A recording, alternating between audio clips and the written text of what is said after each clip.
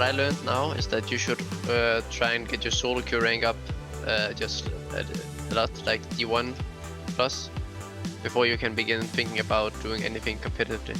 I see a lot of players around the low diamond, and they want to search for like a higher tier team, and they will never, I would say, make it before they get higher up individually. The godsend just crushed Riddle.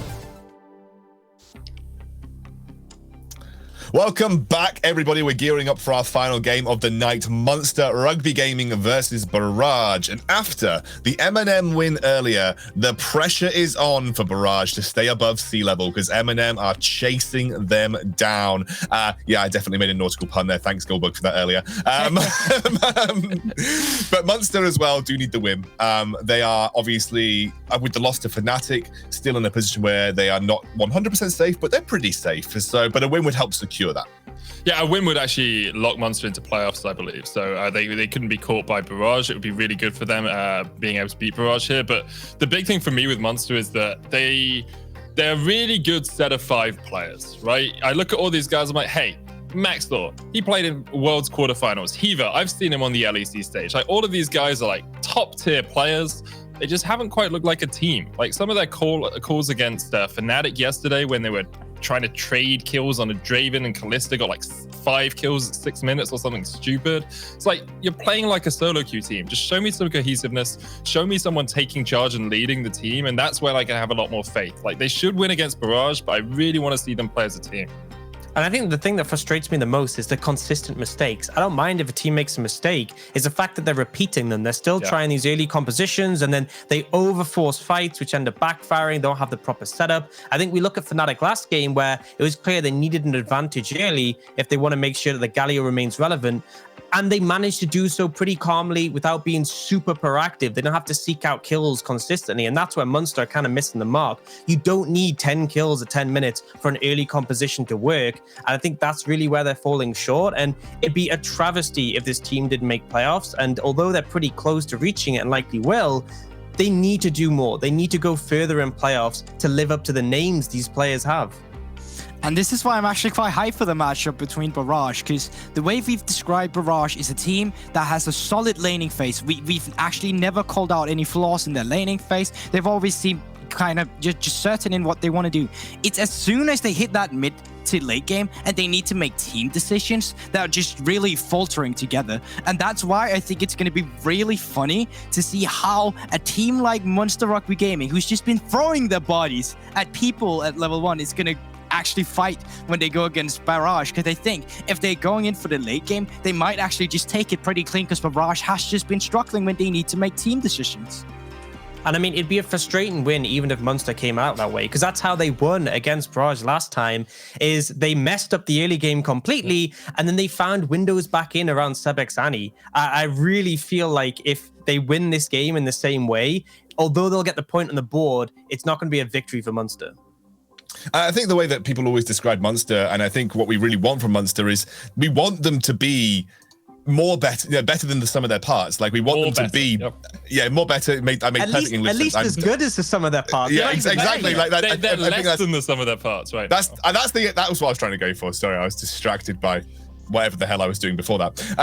Yeah, we want them to be at least as good as some of the parts, because the parts are really bloody good. Like, they've got like really, really good parts to their team. So yeah, I think realistically they need to be at that level. And I think to warrant the hype that we gave them coming into this, they need this win. They need to go into playoffs swinging. This is a team that I think on their A day, if they play as well as each of these players could do in their peaks, they can beat Fnatic, they can beat Excel. I easily see that being the case, and I want to believe it. It's like Riddle. I look at Riddle, I'm like, I want to believe it. You know, I want to see this team do as well, and I want to see that from Munster as well, because, you know, at some point I'm going to stop believing. Haven't quite got there with Munster yet, just because I know how good these players can be, but I'm very close. You know, I'm really close to not believing in Munster anymore, and that's a sad thing.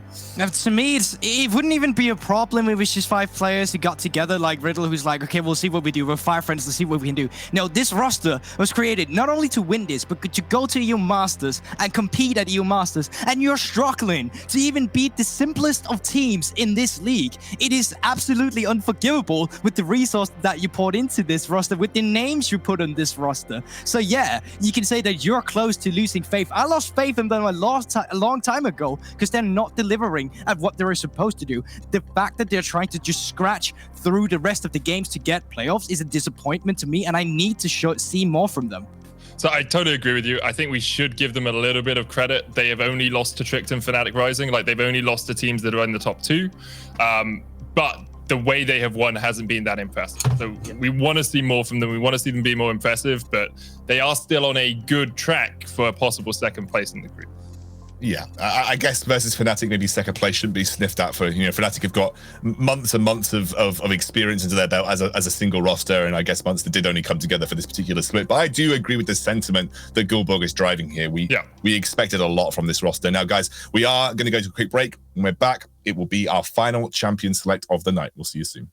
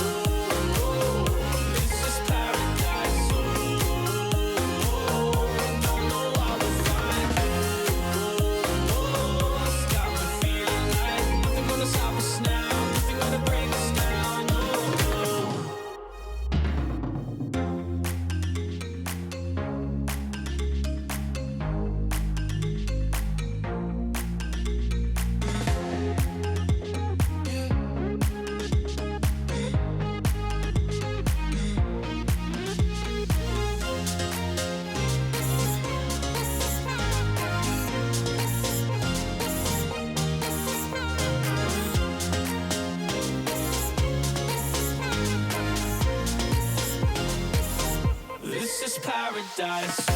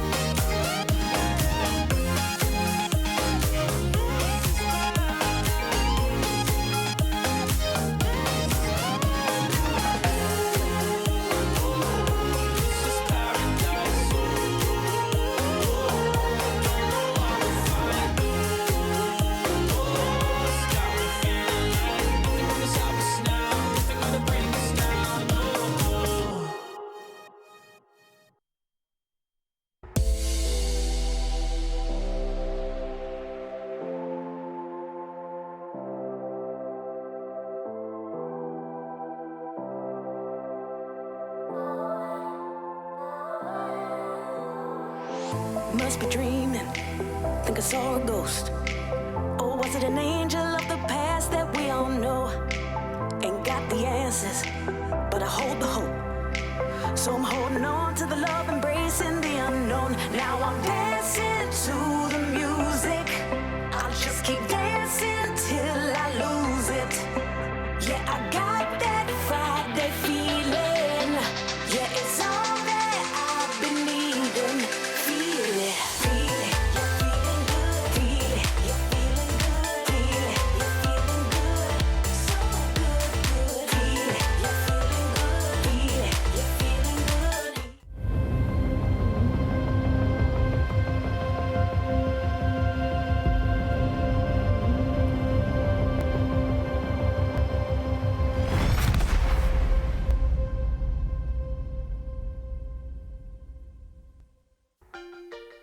Fnatic, not Fnatic, Munster versus Barrage. Sorry, that's how addled my brain is now. Munster versus Barrage. Munster on blue side, Barrage on red. And Ash is the opening ban here, something that's been pretty popular in those bans. It was real weird to see it on the blue side coming out from Munster, suggesting that Unforgiven isn't comfortable playing the champion, because we have seen this consistently as a red side ban, and Karma as well is another one that we would typically see as a red side ban. And Kalista, although obviously is a powerful pick in the current meta, it kind of feels a little bit more targeted towards Unforgiven. So I feel like it's almost like we have the sides switched here, which I think is immediately a big deficit for Munster. Any thoughts, Goldberg? I mean, It's okay, let it out. I think the Syndra ban's really interesting as well here from Barrage. We haven't actually seen a huge amount of Syndra priority, even though it's been let through quite a lot of pick bans, but obviously just respecting Sebex on the Syndra. The volley as well, like volley is so powerful. I wonder if you ban out Karthus here, or if you just look towards getting yourself something like an Ezreal on the first rotation. So yeah, Karthus banned away means that Munster Rugby could just look for one of those powerful AD carries like the Ezreal. And this is one of the first instances where we've seen a team trying to underload the draft. Usually when we don't see blue side going for one of these priority bans, a lot of them will go through and you're trading in between the teams. That's why we've seen so many priority picks have actually gone to blue side and some to red side, because they've just not been banned. But here we actually see Munster Rugby Gaming going in first, saying, all right, we'll get rid of the Ashe, Karma, Volibear, you'll get rid of the rest, and we'll go for the save Ezreal instead. We have seen that teams have tend to pick like Kai'Sa into it. We've even seen Riddle going with the Vayne into it if you really want to contest through a bot lane pick. But let's see what happens. I'd be really surprised by the Vayne, personally. I think it's way too early. It's going to be the Aphelios. Okay, they were going through all the A champions. Aphelios was the next on the list, so that makes the most sense. Team this up with a strong support on this rotation if you want, or get yourself a jungler early on. You know, get yourself one of those powerful junglers like the Graves. You can farm up on that, although Flipper tends to be more of a tank player, if I remember correctly. I think you're in a comfortable spot here to take support on that third pick for Barrage. You can see what Munster have to offer, and if they take something that isn't really impactful, if they don't take a support, you can potentially take something like the Lulu and just guarantee the scaling advantage for that champion. And obviously if they go for something like the Nautilus, you have the Thresh as an option to provide that safety net. And I like the Wukong coming in, offers that sort of backline threat if anything does get taken, like the Azir, the Orianna in this rotation, and also has that flexibility. So we do see the Nautilus. I think this sets Barrage up potentially just go for the Thresh on this pick. I think it's interesting that we're not really seeing any of the Oriannas or the Azir picks coming in here where we've seen them before. You're actually going for the Gangplank instead. Obviously, that makes sense when you see the Wukong and you don't believe he's going jungle. But I also think it's the fact that Yatron still has his Kassadin available, and teams just don't want to blind pick a mid laner into Yatron availability for third picking a Kassadin.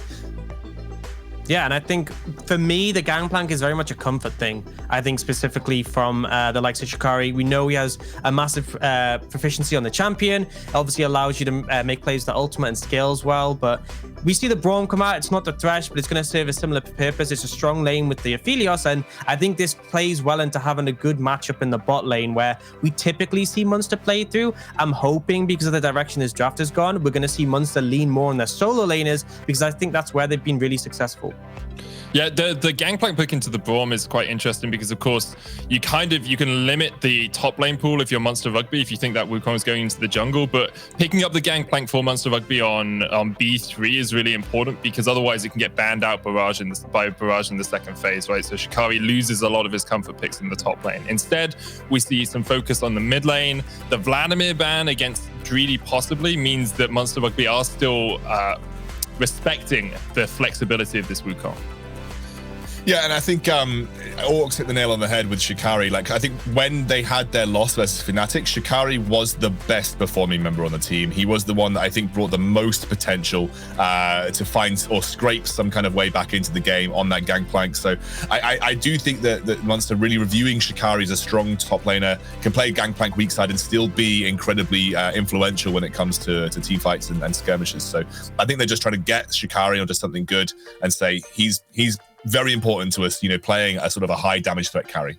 At the same time, they're just getting rid of some of the comfort from Yadrin here too. It honestly wouldn't surprise me if they just said, okay, we're just not going to deal with that Kassadin, even though we can deal with the momentum and play for the early game. Yeah, that would just go. So Vladimir away from Yadrin and the Kassadin away from Yadrin. And now you can just go for your jungler. You kind of just need to give that over to Maxlaw. I think you need a lot of comfort on Yadrin because he has been the guy that's just been shining every time. And if you just want to go for a blind pick, you could go for the Azir mid lane if that's the road you want to go. Could up in for some good backline damage when you already have a nice backline for a diving composition with the Wukong and the Braum to heal.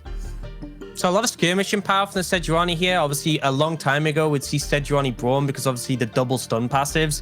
But it does mean that you have a bit of a less proactive jungle in the current meta. There's a reason we haven't seen quite so much Sejuani. Now, on the side of Munster, I would like to see a mid laner who can really look to contest priority and a jungler where Maxlaw can really take over the game. Because right now, you have a top laner who can obviously comfortably go weak side. You have a bot lane where Ezreal can play safe. He can look to roam and impact the map. I want to see you looking for advantages around mid. And I think you can lean into a strong team fight later on from that, even if the skirmishes might be a bit tricky to navigate against the likes of a Sejuani Braum.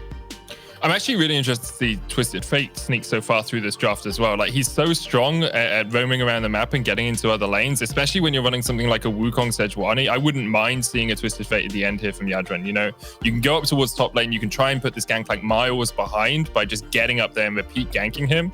And it's a possibility into the Azir. It might struggle a little bit in the laning phase, but I think it would still be fine.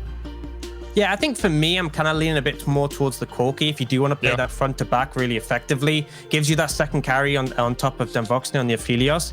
I do like the Kha'Zix pick though for Maxlaw. You picked Azir, who's basically king of finding priority in the mid lane in a lot of matchups. You pick the Kha'Zix so that you can play around the fact that your team should be there to support you. You should be able to get the assistance, and then I mean, you're going to have that potential to play in the early game, but Veigar is going to make it even more difficult to play that front to back. It's a good pick for Jadran, who's picked it up this split. And on top of that, it's good into the Azir. It stops them from going for those shuffles, from playing aggressively. And it means that Barrage have cemented a really powerful front to back here. The only way I see them really suffer is the range disadvantage against the Ezreal Azir, but I think they can manage that. Yeah, this is one of a lot of the complaints you get with the Veigar pick. It is that a lot of the meta champions right now just straight up outranges him, and you have a hard time getting the cage down. Now, I think it's a good idea when you go against the likes of Nautilus and Kha'Zix, who's very reliant on getting themselves in there, and it creates a lot of space between you and your carry. So if they want to play through Damvoxne, who are already an Aphelios with a Braum, can actually be a quite punishable lane because you can get one Braum Q down and then you can actually just stack it with your guns. I think there's possibilities for Barrage to take this, but let's see how it goes. There is still the individual of Munster that you need to surpass. Yeah, I actually remember we were discussing this game off air, and Trouble specifically said Maxlaw is going to pop off this game. I think she said on Lee Sin, but if he can do it on Kha'Zix, you know, this is a good platform for him to kind of show. We've kind of had questions about Maxlaw. He's come from a very illustrious and glorified career, I guess, when it was going to the quarterfinals, taking SKT all the way to 5 games. He's really got to ramp it up, and he's got the Kha'Zix to do so. Going to hand it over to Trouble and Hitbrain, and I'll take it away. Thank you very much, Scoundrels. We're getting ready to go into our last game of the day. Munster taking on Barrage. Now, I want to talk a little bit more about this jungle because Maxlaw on the Kha'Zix recently got buffed. We did see it yesterday. The ability to skirmish, the ability to find these picks, and Maxlaw, I really want to see him step up to the plate because for Munster, it was a really, really rough game yesterday.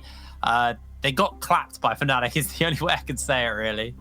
I think they tried to match Fnatic, and then Fnatic were much better at the game Munster tried to throw at them. But right here, this feels like normal, good old Munster. They have the front to back, and they've got a little bit of that assassination potential right there with Maxlaw. I thought he was going to pull out his Lee Sin, but recently Kha'Zix has been buffed on the isolation damage. And what I really like about this Munster draft is the fact that everyone wants to split Barrage. Barrage want to run at you. They have the backline access, the Sejuanis, the Wukongs, and Azir wants to split you up. And also when the Gangplank ultimate goes down, Aphelios cannot move in to do that damage because he can't walk through it. This is the time for Maxlaw to jump on the backline. So I like the composition around the Kazakhs to make him shine in the fights. Now, will he? This is yet to be determined into this game, but all in all, I do like both the comps that are coming in. I do feel that Munster is a little bit on the favorable side due to the things that I just mentioned, but we have to see how the early game is going to pan out. Minions have spawned. Have to keep our eye on that. For now, it looks like team's starting up on somewhat the same side. We'll see where Maxwell decides to go. His first clear. Looks like he may just head over towards the blue buff and then look to play towards the bot side. Kind of playing to what we expected from Shikari. He is going to be on the weak side on this gangplank, but Shikari, a player who very, very good at handling that weak side for himself. I think Gangplank is sort of one of the champions like Ornn, where you don't necessarily lose that hard versus anything, and if even Gangplank is an even stronger weak side because you can pump out a lot of damage and a lot of regen. Unforgiven. Unforgiven instantly stunned, exhaust is on. Nightmares jumps in onto him. Unforgiven is able to hold his flash, did burn the exhaust there himself. Not really started, but Munster wanted, and again, pretty messy start for Munster. Remember how important this win is for Barrage. Eminem getting their win earlier on today versus Trick really put Barrage in a scary situation. If they win this, it's great for them, as Eminem are still fighting to not go into relegation, and the same thing is happening here for Barrage. Here's the thing, right? Unforgiven getting so chunked down that early. You know that Maxwell wants to path towards that bot side to go for the Scuttle Crab on the bot side river to give his bot lane safe. If Unforgiven is chucked down enough, that means that the priority shifts over to the side of Barrage, and they could potentially be contesting versus the Kazakhs for that vision in the bot side of the river. So I found it a little bit weird that Unforgiven steps that far forward. Like, the second that your Ezreal is forward from the Nautilus, something is not going right. Yeah. And he ended up paying the price by losing his own summoner as well. So we'll have to wait and see if the Sejuani wants to pay some sort of visit down there, because they do have the setup that they have so many frosts and so many stuns that they can proc between the Braum and the Sejuani. That's going to be extremely hard for the Ezreal to get away from. However, it does look like Flipper's doing a clear upwards towards the top side, so I don't know whether or not he's actually going to go down to contest this crab. We'll have to see. But it's obviously the weaknesses of the Ezreal level 1. You don't have the shift, so you are actually very prone to getting jumped onto and locked down. You actually shouldn't be stepping that far forward if you don't have the shift. Absolutely. Does mean that also Unforgiven has burnt his pots while Denvoxney still has his, so sustain is now down for them, but overall, he didn't die. He held his flash, so he's still relevant in the lane. It's not like he was forced out to reset at level 1. It just means he has to play with a little bit more safety in mind, but still got that flash available to him. It's just the exhaust that was burst. But looks like we are heading back into game. Did have a quick pause. Shikari actually, even though he's on the weak side, able to kind of bully Dreedy away with that level disadvantage. Yeah, Gangplank is just way too strong. You can poke from distance, then you can sustain yourself by having the mango or the orange or whatever citrus kind of fruit that is to heal yourself back up. And the Wukong usually wants to come in, have a trade, then back out with his clone. But the Gangplank can very easily take care of that because he has a barrel right on top of him. There you go. Yep, Shikari obviously resetting the trial by fire with every one of those barrels procs as well, so those auto attacks start to do a little bit of true damage burn to Dreedy. Even though he's got that level advantage, once again, still has to play with respect towards Shikari. Shikari now getting the tangerine so he can heal up. I actually don't know what kind of citrus fruit Tangerine? it is. We moved on to another citrus fruit? Yeah, I've always called it a tangerine. It's definitely an orange. I'm fairly certain it's an orange. Flipper actually gets jumped onto by Maxlor. Maxlor applying the slows, and the electrocute is going to get propped. So this is just Maxlor's crab to take, and he actually might be able to turn this around into a double crab start for him. That was so clever by Sebex. That ward at raids that spots Flipper being on the top side, Maxwell would have gone to take the Scuttle Crab in the bot, but because he knows Flipper is top side, he wants to take the 1v1s. He wants to fight the Sejuani in the river and try to take him down because he has the extra isolation damage and he can take the 1v1. So now we're looking at a double Scuttle Crab Kazakhs who's going to be ahead in gold and ahead in experience, and that's definitely the style that you want when you play in a carry jungle. Look at the pings here. So Maxlor going to look to take up the crab. The ward gets placed down by Barrages. They did have that shove. The last thing they want to do is actually find themselves in a 3v2 situation. And it looks Danger. It's danger. He's actually going to go for an invade here. Obviously, on the Kha'Zix, does have a little bit of extra mobility, although just go for a cheeky reset. In all honesty, if he sees Felipe, he might just stay and take the 1v1. Oh. No, he doesn't. He doesn't want to hang around. Okay, he needs to reset. They do spot Flipper out as well, though, so Munster have this information, so expect them to back off from this wave for the moment, although Flipper is able to get in behind them. Did they not see Munster him? must know that he's there. Okay, this is dangerous territory. Remember, the Ezreal does not have the exhaust up and available, and Unforgiven and Hiva are pushing very dangerously right there without their jungler. Luckily for them, Maxwell has just arrived, so we could potentially be seeing a 3v3. Oh, this could be really, really nasty. Unforgiven has the ability to shift away. Flipper gets burst out. The CC is on, and Munster jumping in. First blood for Maxlor. Unforgiven still alive, and Denvoxney flashes away to safety. This is a double kill for Maxlor. Nightmares is running away, but Hiva looking for the miracle hook, forces the flash out. And Munster punished with 2 kills bot lane. Oh, that Kha'Zix is so darn strong right now. Cash is in on 2 kills. This is going to be such a nightmare for Flipper.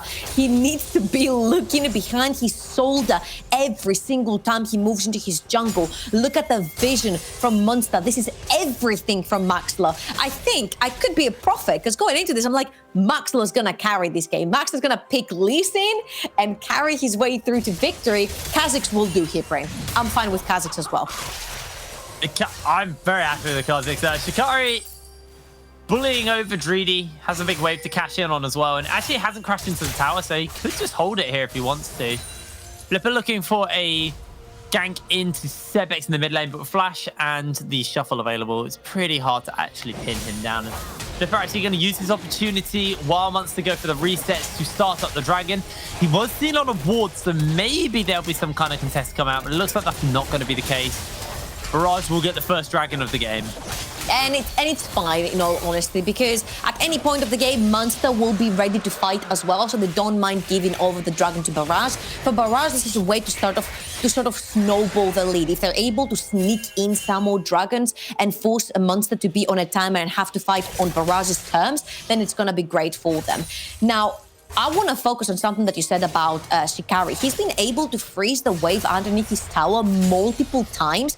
The wave manipulation from Dreedy hasn't necessarily been on spot. And the fact that Felipe is behind forces Felipe to stay in his jungle and farm. He doesn't have time to go top lane towards Dreedy and shadow him so he can completely crash the wave down. So the fact that Felipe is actually behind is sort of snowballing towards his lanes, because Dreedy is not allowed to call his jungler up top, and then Felipe has to stay in that jungle and farm until level 6 until you see him again. This is much better out of Munster compared to the game yesterday. It was a very, very messy game versus Fnatic, and you could argue that was just a horrific level 1, getting snowballed by a team who know how to kind of take their advantages, but I will argue it was repeated. Yeah, that's exactly where I was going with that. They continue to go overly aggressive and overly greedy.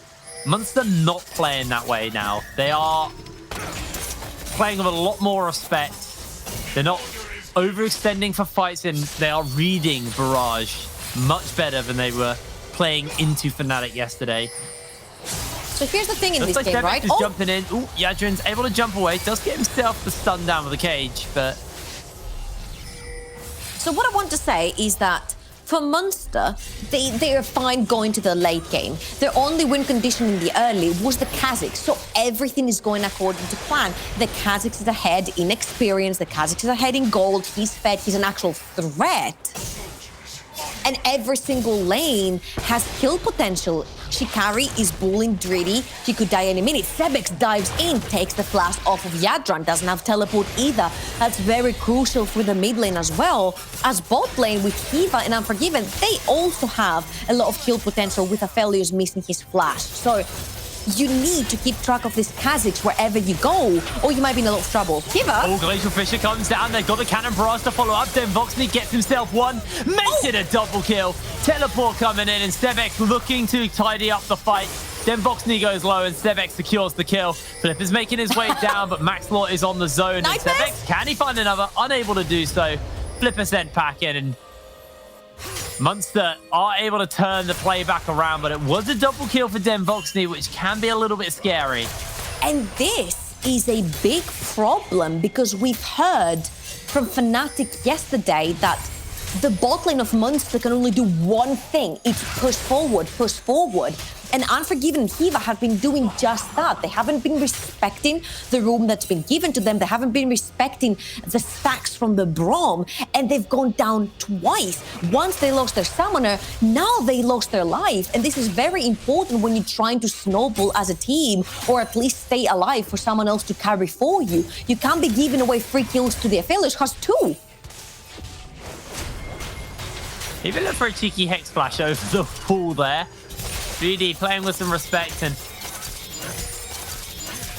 lane swap is not actually happening. Unforgiven is in the bot lane, although they are looking for some plates onto Shikari. So Shikari actually the one who's getting a big gold injection for himself. Obviously on the Gangplank he's quite a gold-hungry champion, and Maxwell looking to facilitate that by summoning the Herald. Does mean Den Voxney will get some free time himself on to the turret in the bot lane. The first turret blood will be won by Munster here. And that is great because they were able to take the Rift Herald up top and the tower without having to swap their bot lane. The bot lane has already reset. You see 2 control wards in Hiva's pockets as well. They're allowing the Voxney to do that because they don't know where Flipper is on the map and they don't want to be dived at this point. But Shikari is just cashing in on the top lane together with the Kazakhs. Sebex manages to stay alive. So Munster have taken down the pace a little bit. They're playing more control. They're playing a little bit more safe because when Unforgiven and Hiva don't play safe, they get killed. Maxwell does spot Flipper out, but he is just looking for a reset. Obviously going for the claw upgrade, something we have seen since the buff to Kazakhs. This claw upgrade is typically the one you'd go for. Gives you really, really good neutral objective control. You saw how quickly he was able to solo out the Rift Herald Dragons as well, do melt to the Kazakhs when you got this claw upgrade. And now that he's got the Warriors and he's got a little bit more cooldown reduction on that Taste of Fear, Flipper has to be careful. If he finds him in his jungle, he will melt through him. Flipper actually doesn't have any armor. He's just running flat health at the moment. So Maxwell's really going to burst through him if he gets him in the jungle solo. Just watch how quick this dragon goes down to Maxwell. I think this is another thing here with the dragon. Barrage don't actually mind also giving it away.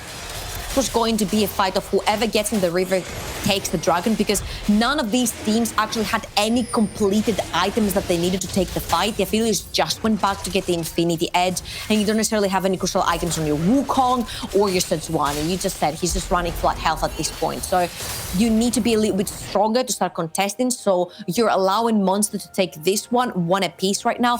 Munster, on the other hand, didn't want to fight either. Just a Shin onto Shikari, just the mana completed for the Ezreal, and no item onto your Azir, who's going to be one of your carries. So you take this slowly, you sort of handshake the dragons until you reach the point goal. Even on the run. This is all those flows you were talking about, although Sevex has got the Sand Soldiers over the wall. Flipper takes a lot of damage. Sevex looks to jump in. The teleport gets used into the Glacial Fissure as well. Massive Moonlight Vigil comes down by Den Voxney as the Cannon Barrage looks to zone them away. But Driddy with the Cyclone is just mopping up for a double kill. Barrage find themselves 2 kills for free, and Munster just biting off a little bit too much there. So Barrage pull the trigger, and there's 2 sides to the coin. One side of the coin says Wukong grabs 2 kills. They'll be able to take the bot lane tower. Oh! Nightmare's forced to flash, Unforgiven. Goes in. Forces the stopwatch out. In comes Maxwell. He's not going to mop up. That's 1 already picked up for Unforgiven. He's got himself the double kill. Make it a triple kill. Beautiful play from Munster on the defense there. Correction. They won't be able to take the bot lane tower out of this beautiful play by Maxwell. But look around the map. 2 kills cashed in for Driddy. Shikari has the exact same gold on him because he's been farming his life out in the top lane. He was allowed that. Suddenly, the Ezreal has 3 kills off of that. And Maxwell and Unforgiven played this so well. Maxwell's like, fine, I'll tank this for you. Kill everyone. So they save the tower, And right now, the Ezreal will be a threat. When he resets, I'm expecting a sheen on him. That means that every time he hits one of his Qs, it will hurt extremely much. There is no HP region on any side from the side of Barrage, so it's going to be very crucial to hit the skill shots and allow Maxlo to go into the backline and capitalize on that. Okay, take a quick look at the pickup here for Unforgiven. He goes for base, but Maxwell actually finds Nightmares. Nightmares isolated, tries to jump over the wall. Stebex can send the soldiers forward and just gets a little bit of light poke in. Cooldown reduction boots and the true shot. Not enough to get the kill.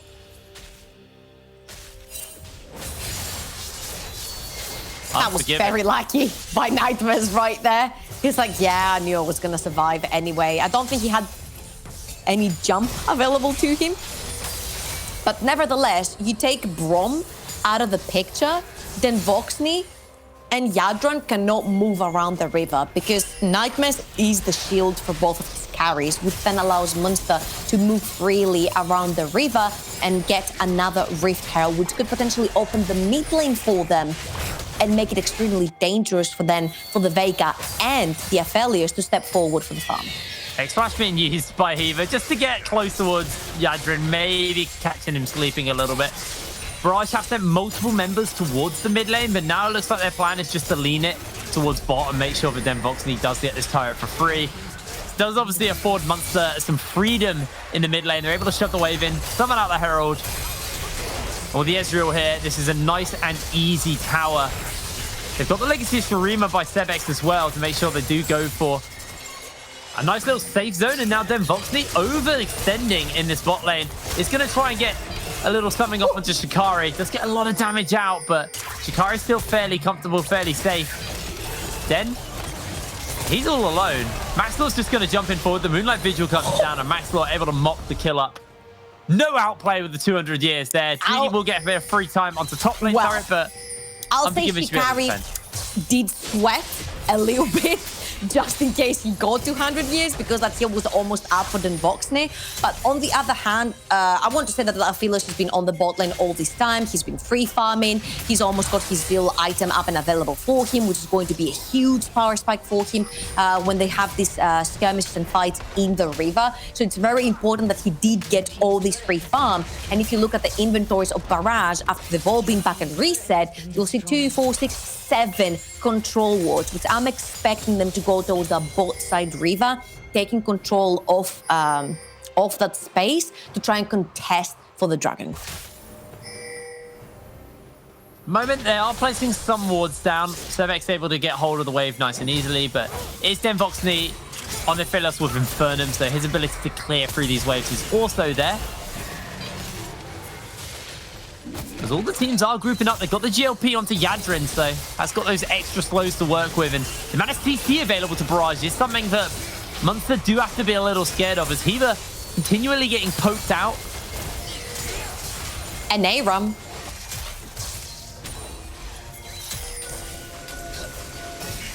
Oh, this is extremely important for Munster because the cage is down, so now Munster can play the engage. They can't get onto Barrage, and also they're the first ones to walk into the river, so they have absolute vision control over that side. Now, what Barrage is doing very well here is they're threatening the mid lane tower. This is why you see Unforgiven. Hiva already caught out. The cage is going to get used into the hook. That might just be the end of Flipper as Unforgiven gets himself a rampage kill. Hiva able to make his way out. Munster with a kill onto the jungler. Easy pickup onto Dragon number 2 for them. They get themselves a Cloud Drake. Yeah, the cage is down. Flipper pulls the trigger, and I'm pretty sure the cage was not available when Flipper pulled the trigger. And once this is not there to create space for you to get a pick for Barrage, then they very easily take a pick on you and then translate that onto a very free Dragon 2 for them in around 4.5 minutes. Soul point for them. So they want to play around the objectives. They do have the gold lead right here in 3,000 gold. And there's a bunch of important items completed for them as well. You've got the dust plate on the Kha'Zix and no defenses on the other side. And Dreedy could be in trouble. Yeah, Dreedy getting doped by multiple members. Just trying some space for himself. The cannon barrage is used. Flipper jumps in forward. Maxlaw exceptionally low as Dreedy flashes in, gets himself the damage off, and Sevex now going to get locked in place for the moment from the stun as they look to get a little bit more, but Sevex able to hold his life. He finally goes down. Shikari gets the double kill as Yadrin takes him out with the ultimate. Biting on a little bit more than they can chew here from Munster. But all in all, every time you've seen Barrage win a fight and kill more members off of Munster, it does never result in any objective. They take the fight, they do punish Munster, but then nothing is up for them to take. As you can see here, all Munster wanted to do was take the Dragon, but they didn't account on Dreedy doing that much damage, and his Trinity Force, is not even completed yet. Flipper was also there to defend him. They had the numbers advantage onto this fight. Fair enough, everything great. Everyone cashes in on kills. But all in all, you need to be able to translate that onto map pressure, and Barrage has not been able to find that yet. It's been something that we've been criticizing them on, their macro play and what they get out of their fights. And so far, they seem to be having the same strategy. They fight for the kills, but there is nothing after that. Dreedy getting some free time bot lane is pressured by Maxlor and Shikari, so he's going to take a bit of a step away. You can see the gold graph on your screen right now. Pretty Munster favored, which would be the expected thing going into this game. We are looking at, the team that everybody touted to be the NLC sister team kind of slayers, but I'd argue that this is not an awful showing from Barrage considering their current standing in the group, and also for Munster. We really wanted to see a lot from them here. And going even to Barrage, I don't know if that's enough. We'll have to see whether or not they can close this out, because Barrage, I think, are very much in this game still. Sevet's going to get some free time on the top side. We'll be able to take a tier 2 top lane for himself and extend that gold lead a little bit more for his team. But Yadrin's here with the wave clear. Dreedy has to be careful. Cannon Barrage is going to get used. Max looks to jump into him underneath the tower, but Dreedy, no ultimate available. Trying to get a mop up. Goes 1 for 1. As in comes Flipper to make sure the tower doesn't go down. Okay, they don't learn because they pulled this move literally, 2 minutes ago, Hipbrain? And Dreedy didn't even have Trinity Force and dispatched of Maxwell. So if we're talking about mistakes, yes, Munster are falling into the same trap over and over again. They're trying the same play, they're pulling the same play, and then they end up being the ones on the back foot. Yeah, Dreedy is proving to be a little bit of a sore spot for Munster in this case. They keep trying to go onto him, and he just has an answer. Going 1 for 1 in a 2 versus 1, I think that's completely fine with them. Then you had a Flipper there to make sure that the tower didn't go down, so it wasn't just a complete loss on that front. Overall, I'm starting to get really impressed with Dreedy in this game, and Den Voxney also kind of silently farming up. He's got the Hurricane, he's got the Infinity Edge, 217 CS. He is slowly but surely starting to become relevant and hit that 200 years mark. So this is a potential weak spot. This is a potential worry if you are on the side of Munster. And when that Death Dance gets completed, or the Phantom Dancer that gets you the shield onto the Aphelios, he's going to be that much harder to kill on the backline from Maxwell diving in. I feel like they're sort of focusing onto one part, which is Dreedy, and then allowing Den Voxney to do whatever he wants. And in all honesty, this is the Aphelios is the win condition here, not the Wukong. The Wukong would just be a way to dive the backline and cause disruption and chaos, sure, but it's up to the Aphelios to carry the victory without being disrupted. And right now, they're completely forgetting about him. This is a point where Kha'Zix shines, right? Where he has the dust plate, and that Aphelios has no defenses whatsoever on him. So you can hit on that part, but they're just letting him roam free. And the problem right here is they're picking up a fight with no objective in their sights. There's nothing coming up. So even if you do kill Dreedy, you could potentially just take a tower. Look upwards on the map right now. Wait. They're just two-manning Baron. Eva's tanking it. Sevex actually is going to be forced to tank it for a little bit. Flipper's around, they don't have Smite. They don't have Smite, and Yadrin has the Spooky Ghost. Gonna summon them. Munster, they were trying for a cheeky play. They didn't actually get it off there. What? You were highlighting in that pause, Max Law's the kind of, with the Dustblade, his ability to blow up someone like Den Voxney. It is worrying though to kind of get through, and it is hard to get through the Veigar. Veigar's strength is the ability as an anti-melee champion, especially with a GLP build, which is the standard build for Veigars nowadays. When you got the hosepipe, when you got the twin shadows, but Dreedy on the receiving end of all of the attention. Can he make this play happen? Throws down the cyclone, goes invisible for a little bit, jumps in once again onto Maxlaw, but that's just an easy pickup for Munster. Dreedy being a little bit greedy, but 3 members going bot lane. Barrage go, cool, we'll just start at the Baron. This is fairly quick with them. The Cannon Barrage, though, will try and dissuade them for the moment, and the teleport's coming out. Hiva stepping forward, and Barrage are actually going to get sent packing for now. They're gonna get sent packing, and they're also gonna get chased away. The Dragon is coming up in 5 seconds, and Maxla will be around with Sebex to do that. So I'm just gonna say, I like the play onto Dreedy, but Hiva's in trouble. Yeah, Hiva forced the flash now before that dragon fight. Could be a little rough. Just do the dragon! Just do the dragon, Monster! What are you waiting for? Yeah, the reset's coming in. Or the Yadrin has teleport, Dreedy has teleport, so if Barrage want to contest, they can actually get down there and can stall for time with Yadrin. It looks like they're not actually going to do so, as both Nightmares and Flipper are going to go for the reset. So this is just a free dragon over to Munster, and now they are 1 off Cloud Soul. You're in the lead, and you need to fight before the big Veigar and Aphelios items come in. Because when they do come in, they're really gonna hurt, and they're gonna make your life a misery. So before Aphelios gets his death stance, which is very, very close to do that, before Veigar gets something like a death cap, you need to force Munster to fight. The only way you force him to fight is by either pulling the dragon, a Baron, or by having soul point and threatening that soul. So either one or the other is going to have to be where Barrage fights. And are they going to be ready so far? I can say no. They're 4,000 gold in deficit right here. So Munster still are on the lead, but they need to play this clever. You shouldn't be chasing for kills. You should be trying to force Barrage in a situation where they have to make a choice on what they're going to do and hope that they take the wrong one and you punish them on it. Maxlaw does spot out Flipper.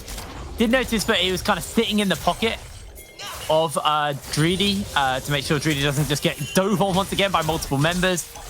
Looks like that Barrage are going to take this opportunity to push up the mid lane and try and get some control around this Baron pit. Hiva has to throw the hook down, but the Spooky Ghost just about clips him. Doesn't have flash. Is able to get away though.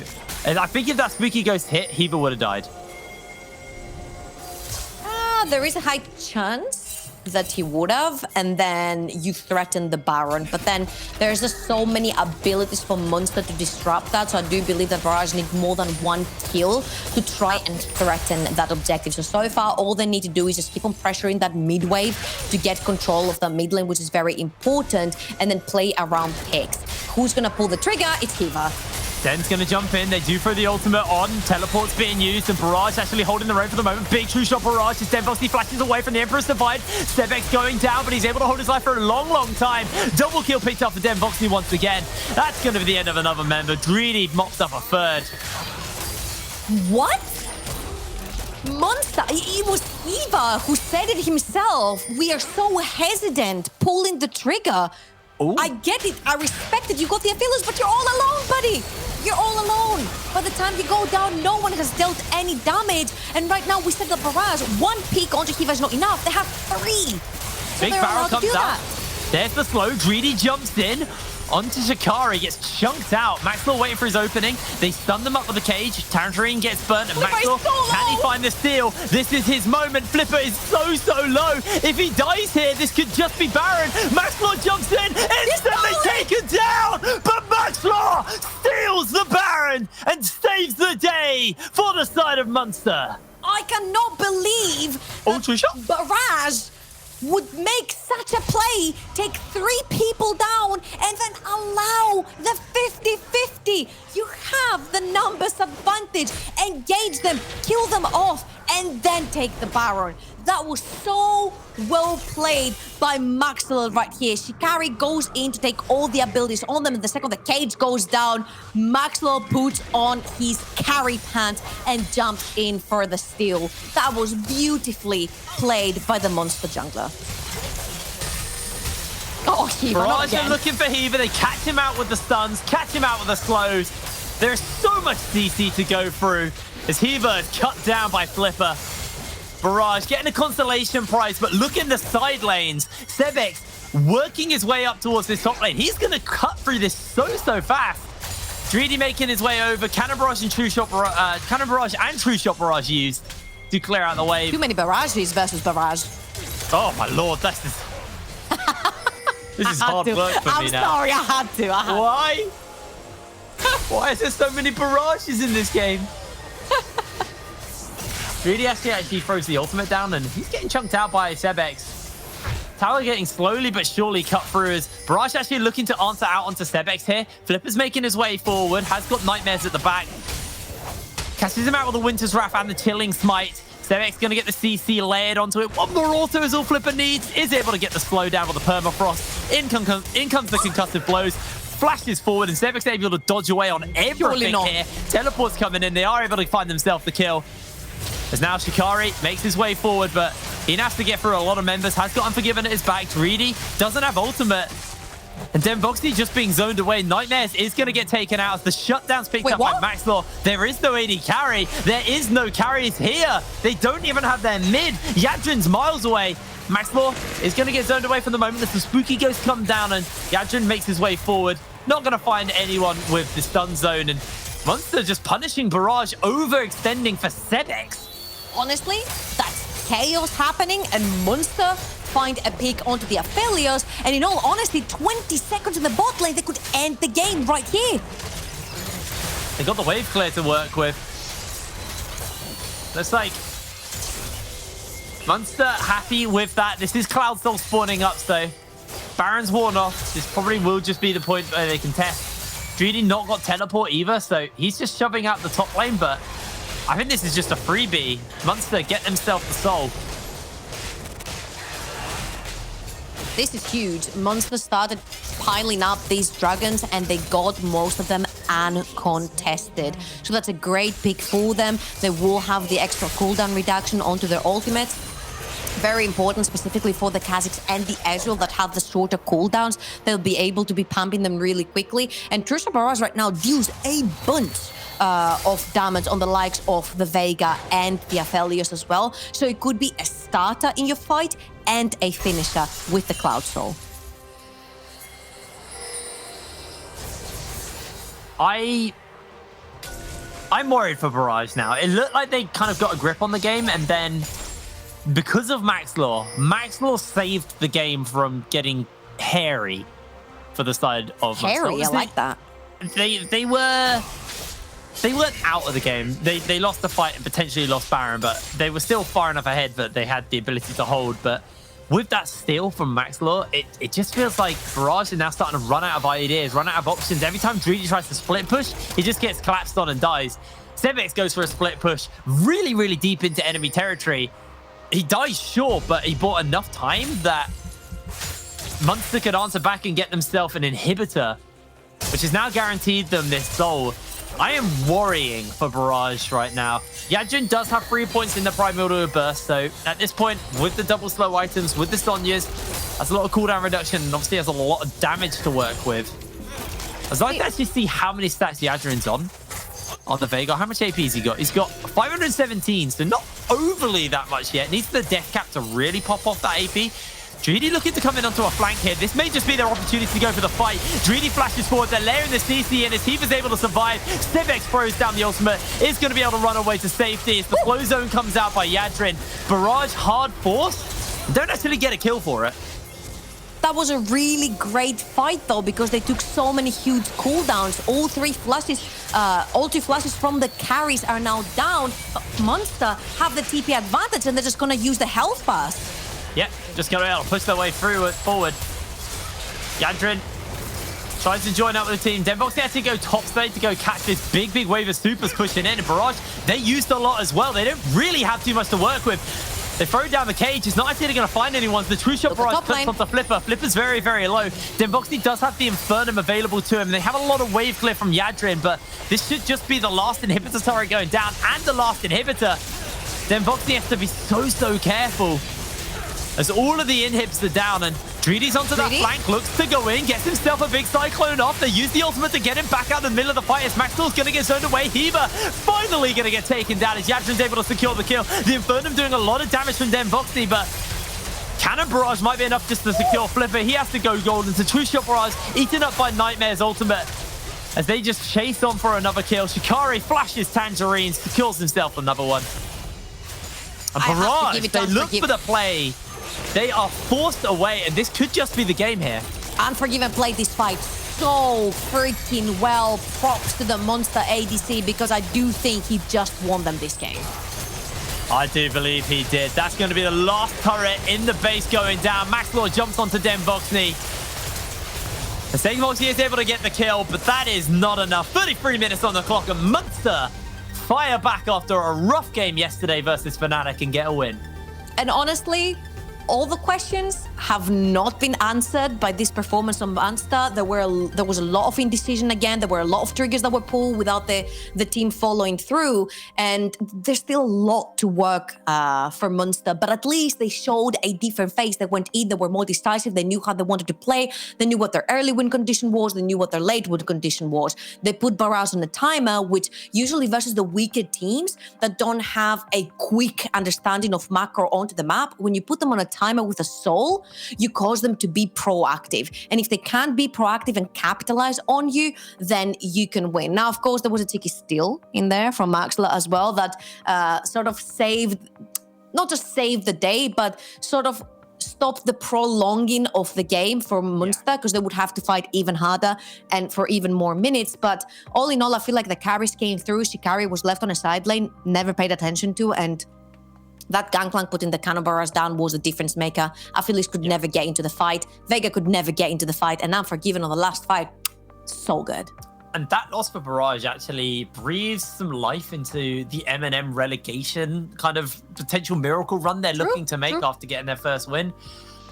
It's a worrying sign for Barrage as they are still fighting for their lives in the NLC, and it was a good win for Munster. I'm still not completely sold. This is obviously a weaker team they're playing against, and they still got challenged. They literally pulled that game back from being a lot harder and maybe even lost off a good steal from Maxlaw. And I'm glad you highlighted him at the beginning of the game because Maxlaw really was the one who came through in the early game and in that Baron steal. But for Munster, they do find themselves the win, and Barrage, they need to bounce back next week, otherwise they are in a very, very rough position. We're going to throw to a quick break, though. We're going to let our analyst desk break that down a little bit more after this, so we'll see you in a second.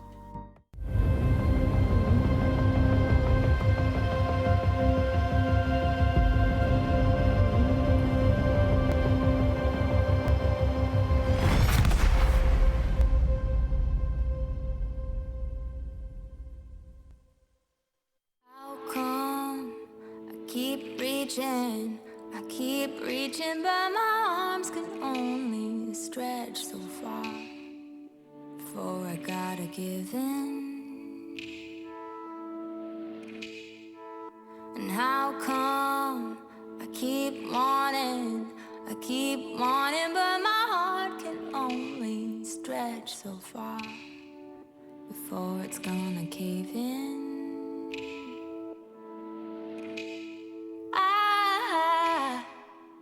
I just wanna be happy.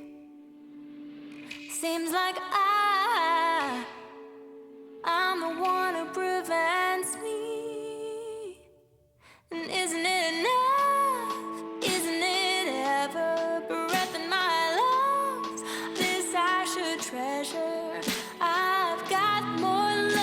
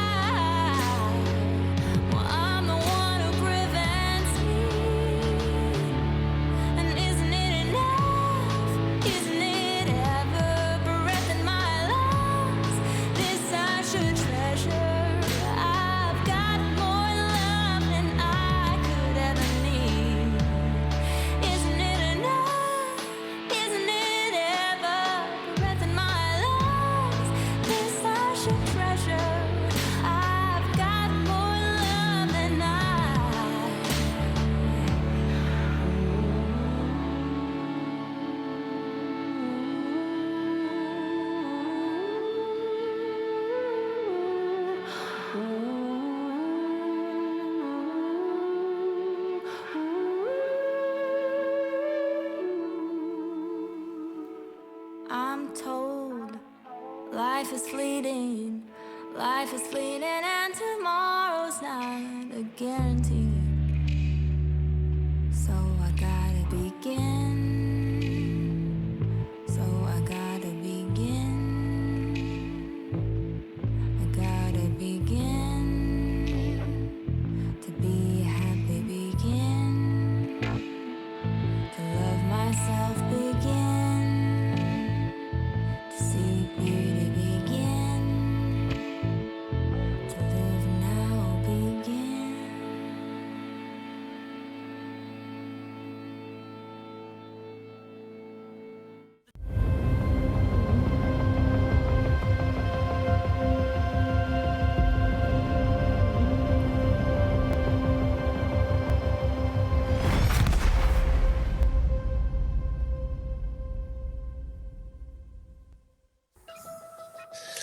Well, it certainly wasn't easy, and nor was it pretty, but Munster Rugby Gaming got the win over Barrage. A much-needed win for Munster. It also does, I think M&M were watching on with bated breath. I think they're very happy at the outcome of that, because now there is that genuine tussle between M&M and Barrage when it comes to the game that they will be having in the near future. So that sets up some really big stakes in Group B. But as I think Medic correctly pointed out, I do believe Munster are locked in for the top 4 in Group B now. Yeah, and they'll have to go through playoffs, which after that performance will be really rough, because as much as they got the win, again, this wasn't a convincing one. I think as much as we can praise Barrage for rising up to the level that to the level of Munster, obviously ahead in the group, it shouldn't have been this hard. And I think especially after some strong early play from Maxlaw that set him up to be a big carry, this game went on for way too long. I think there was some miscoordination with what they were doing on the map, miscoordination with what fights they were going for. And in all honesty, I think Shikari solo carried them over the line. I think this very easily could have been a lost game. And when you're playing a team who are second bottom of your group, when you're supposed to be the team who beats the likes of Fnatic and Excel, it's just embarrassing.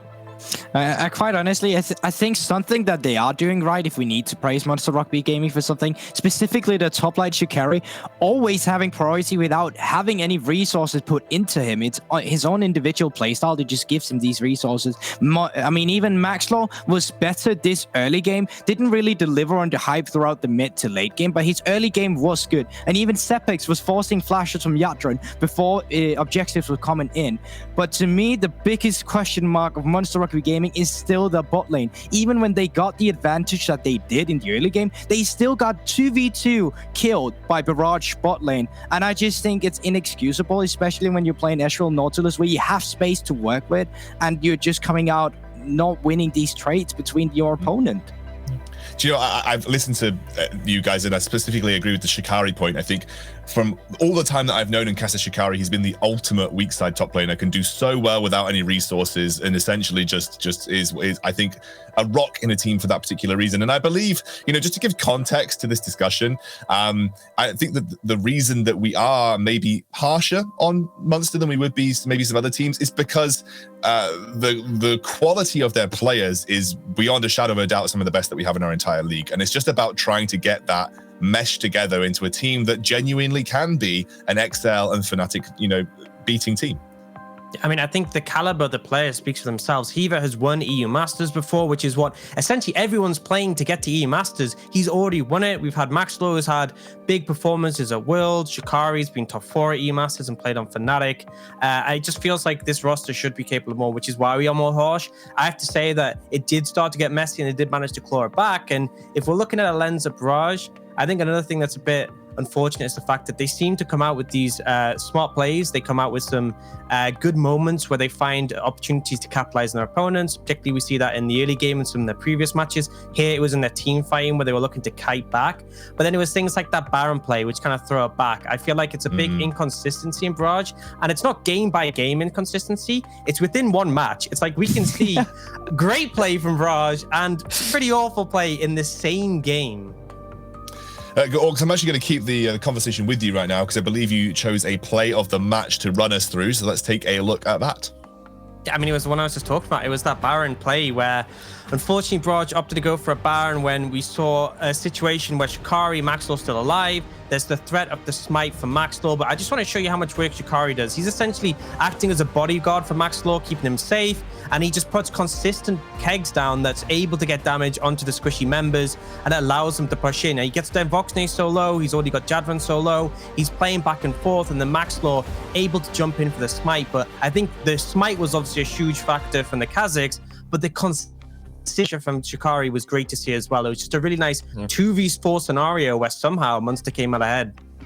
And I think it's down to this too, right? It's the forcing. It's the thing that sometimes we actually see Barrage being capable of just doing the art of nothing, which is when you don't really have the resources to take a fight. For example, around the Drake, they're happy to forfeit it and they set up waves instead. But then suddenly you're just going to see them solo push an AD carry with a tier 2 turret or force a 50-50 versus a Kha'Zix when he's a level ahead of you. Like, there's some of these margins that it's just not right. And they're just forcing a play into them. And it's reason why Barrage are not doing so well. Sometimes they'll have the right idea, but the execution is just always so flawed. Yeah, and I think Trouble actually kind of phrased this. Is it Barrage the team that chokes, or the team that just makes every other team choke but can never actually finish the game? Because it definitely feels that way. Like, it looks like a team that can play well, but just somehow never convert into actual results. Guys, got an interview, and actually I'm excited about this one because I get to chat to Ferndog, who I have not chatted to in quite some time. Hello, mate. How are you? Yeah, I'm good, thank you. How are you? Yeah, doing well, thank you, mate. As you know, just life in general. Okay, good. Let's level. Let's get real. From a coach's perspective, what are the issues that Munster are facing right now? Time, I guess, more than anything. I mean, you're talking about competing against the likes of Fnatic, who have been a roster for a year or whatever it is.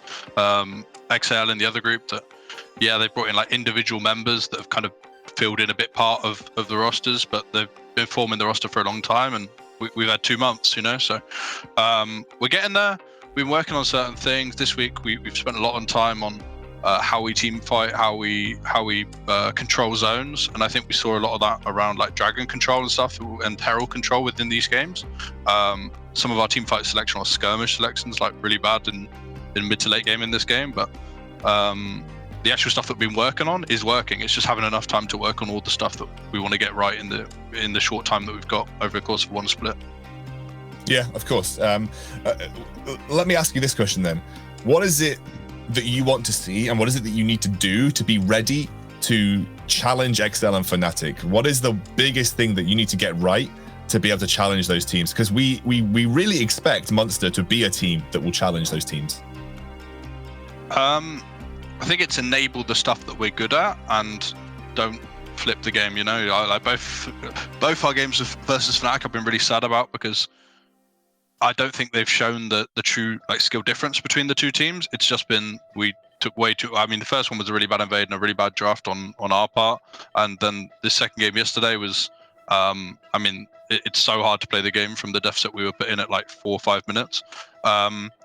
We're a team that's very much about agency and really want to kind of get on top of the game, or at least have choice over which plays we make. And I think even after the level 1 went so badly yesterday, you see us get first straight control, herald, first tower, and this is what we're all about. But it's sometimes we don't consider external factors to making plays where other than what we sometimes see on our screen, and it goes pretty badly for us, like some of these fights versus Barrage and some of the stuff that we didn't consider yesterday information wise around the Fnatic invades. Yeah, obviously that level 1 was not particularly beneficial to you yesterday, but there were moments that you came back, and obviously this win does get you a playoff spot in some way, shape, or form. So that's good. The pressure is off your shoulders to an extent there. Talk to me a little bit about we were all really interested in the GP lock, in like really early rotation GP lock. Was that because Orcs basically said, he said, I've played with Shikari. I reckon Shikari probably just went, give me GP, and then easy. But I'm kind of interested as to what the GP lock, the theory was there. I mean, we've got to blind some stuff, basically, especially blue side. Like we've got to take some stuff earlier in the draft where we don't think there's too much that could go wrong with it, and GP is one of those picks. Jadran in this instance plays a lot of kind of niche, unique mid laners that we didn't really want to lock in an early mid lane pick and face something like Kassadin or whatever it may be. So we're holding that for later, and we've also just feel that it's better lately when Maxlaw's had more agency over not just necessarily blinding his jungle pick, but taking a pick that better suits the comp. Sure. So we just really needed something that could be picked on 2-3 that was safe, sturdy, and kind of fail safe, I guess. And the GP for that for us was that. Yeah. It makes sense, and I think obviously you can see the Kha'Zix specifically was something that Maxlaw wanted to slot into the comp and worked for him. Fern, I do wish you guys all the best, obviously heading towards playoffs, and I'm hoping that you genuinely get to that point where you're able to like officially show that you're just as good as the likes of Fnatic and XL. That's what I'm really hoping to see when we get towards those best of series. So I'll leave it at that, and hopefully get to chat to you soon. Yeah, much appreciated. Thank you. Best of luck in Newcastle. See you later. All right, good to hear from Ferndog there. Obviously, just kind of mentioned that the team still has things to work on, but he thinks that there are things that they're doing right. But for me, it feels like it's like it might be one step forward, two steps back sometimes in Munster. I think the thing I take away from there is, yeah, okay, the zone control stuff that he was talking about, something like, yeah, I can kind of see it, but then there's just other fundamentals that seem to go wrong for them. And I think you got to take all the lessons that they seem to have been trying to learn over the weeks and actually get it into one game. And then we might see like that kind of really high level Munster that we were expecting. I think for me, we've been harsh on Munster too, right? But granted, and I don't know if they're up to the challenge. You can hear Ferndog too. Like, time is the biggest issue. So if Fnatic has been together for a year, if PTXL has been together for a year, then what? We cannot challenge them because of time. That's like, I want more, right? I want you to rise up to that challenge anyway and sound hopeful about it. And they are hopeful. Like, you can hear him that, okay, we botched in level 1 invade. We didn't really get to show our true colors. And I just pray that we get to see those true colors in playoffs then, because I'm just gonna say it. It'd be so boring if it just be the XL and Fnatic game. I'm ready for some, killers in here, and I want someone to rise up to the challenge. Yeah, I think when we actually started the NLC, there was all of this discussion about this is not going to be just the Fnatic and XL show. We've combined the leagues, we've got huge strength. There's going to be months. It's just the Fnatic and XL show. But look, let's take a look at what happened today. Obviously, it was all a blue side win every game, as far as I'm aware. Riddle, M&M, Fnatic, and Munster all taking wins. A 100% blue side win ratio today. I think what we saw today was really a few of the top tier teams staking their place into playoffs, right? Seeing Riddle win early on, then I guess the only game that really didn't go the way we expected it was game 2. M&M, they look like such a strong team at the moment, and it's so strange to say that having watched the rest of their season, but right now M&M look like the second best team in Group B, and it sucks for them that they're not going to be able to make it into playoffs.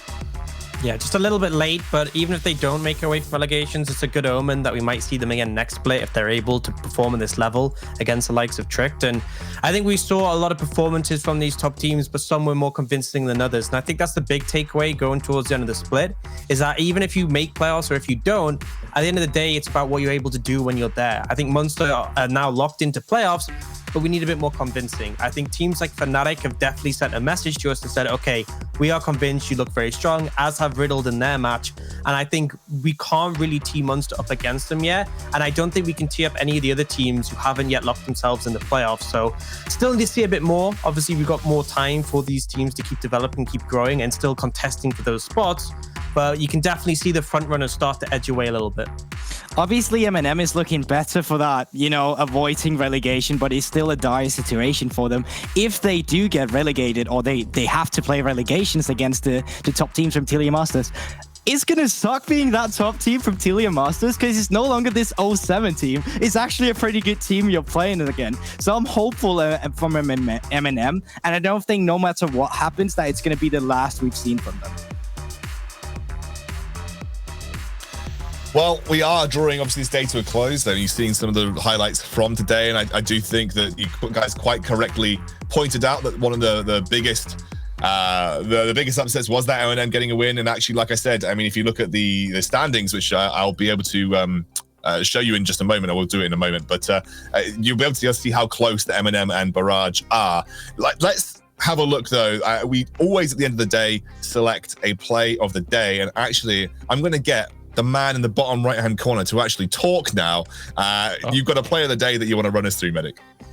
Yeah, we're going to have a look at this play. Orcs was actually the one to select it, so I'm looking forward to see what his decision was in the end.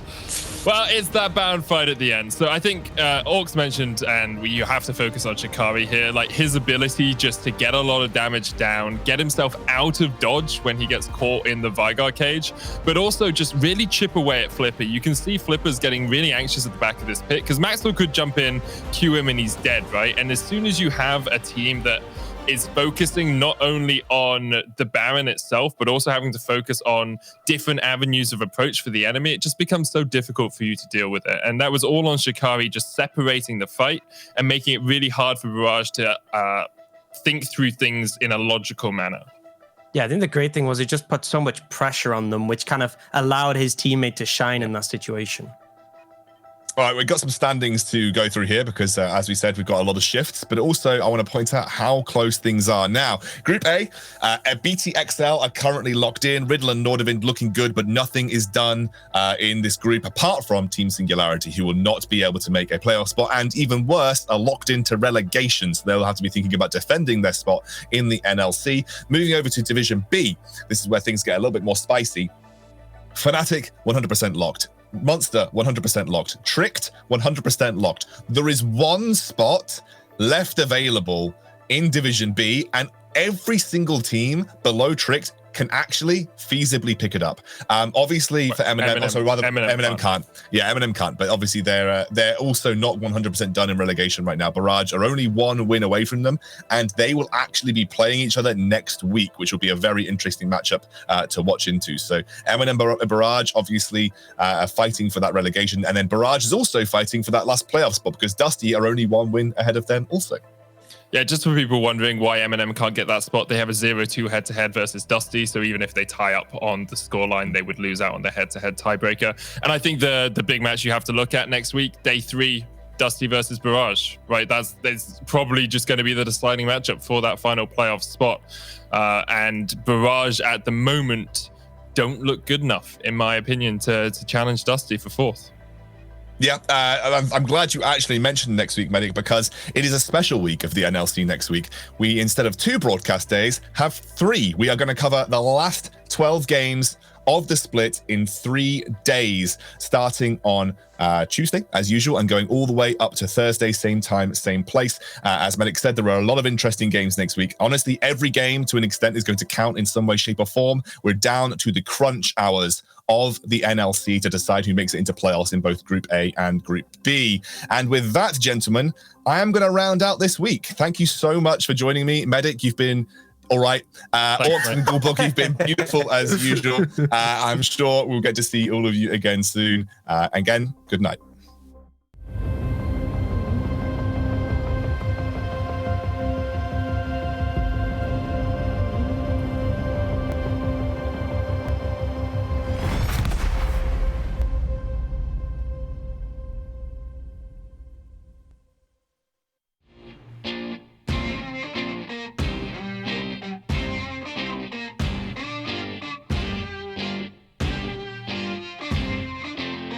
Hands up, generation, Nintendo education, other kinds of wealth. We found this animation, luck was a conversation, pictures on a shelf. People say we are just what we do. It's just a stage. So we go on, and the lights are so strong. Just have to make this sound. We've broken ground, it's a countdown. We go on.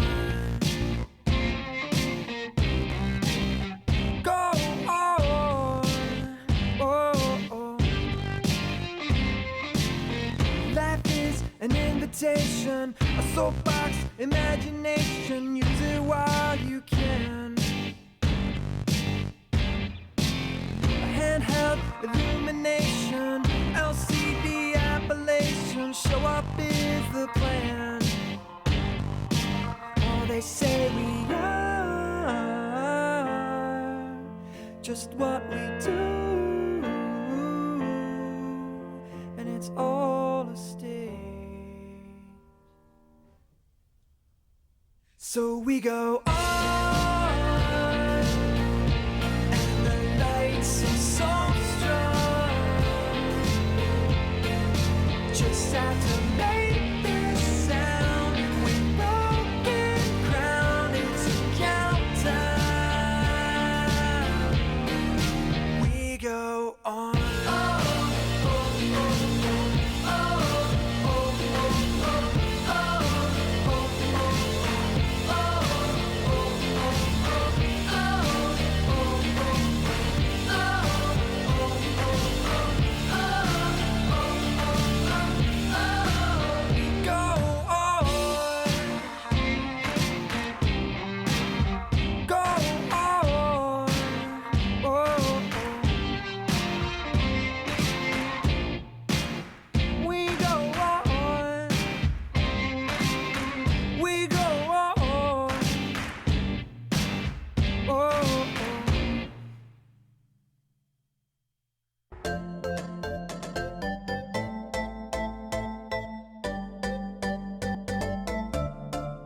If you wanna find love, then you gotta have faith.